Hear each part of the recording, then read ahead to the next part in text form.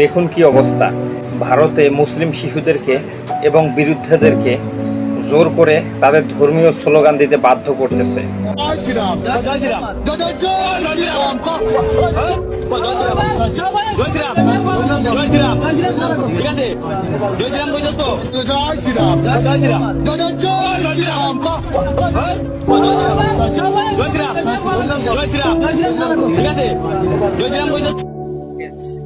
बोलो जय श्री राम, जय श्री राम बोलो, जय श्री राम बोलो।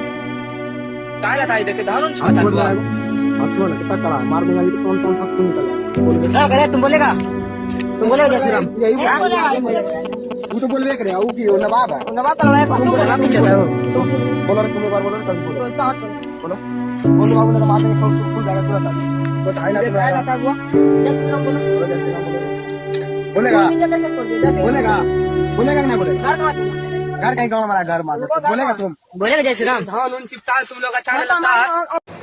অথচ বাংলাদেশে বসে কিভাবে বাংলাদেশকে নিয়েই ষড়যন্ত্র করতেছে এবং ওপেনে বক্তব্য দিচ্ছেন যে তারা নাকি আবার এই দেশটাকে বিভক্ত করবেন, নতুন করে প্রদেশ বানাবেন। অথচ তাদের দেশে আমাদের মুসলিম ভাই বোনরা কোনোভাবেই সুরক্ষিত নন এবং বুলডোজার দিয়ে পুরনো ঐতিহ্যবাহী মসজিদগুলো মাদ্রাসাগুলো ধ্বংস করে দেওয়া হচ্ছে এবং সংসদে ওপেনে তারা বলতেছেন যে মসজিদ মাদ্রাসা সব বন্ধ করে দেবেন।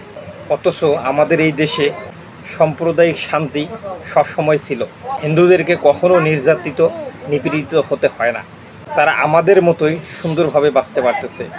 অথচ তারা আমাদের বিরুদ্ধেই আবার ষড়যন্ত্র করতেছে। তারা নাকি রংপুরকে দখল করে নেবে, প্রয়োজন হলে রংপুরের মানুষ রংপুরে থাকবে, না হলে রংপুর পলাশবাড়ি গাইবান্ধা ছেড়ে চলে যাবে, প্রয়োজনে দেশ থেকে বিদেশে ভিন্ন দেশে চলে যাবে, এরকম দাবি করতেছে। সো আপনাদের মতামতটি অবশ্যই কমেন্ট বক্সে জানাতে ভুলবেন না এবং প্রতিদিন গুরুত্বপূর্ণ ভিডিও পেতে অবশ্যই পেজটি ফলো দিয়ে পাশেই থাকবেন। ধন্যবাদ।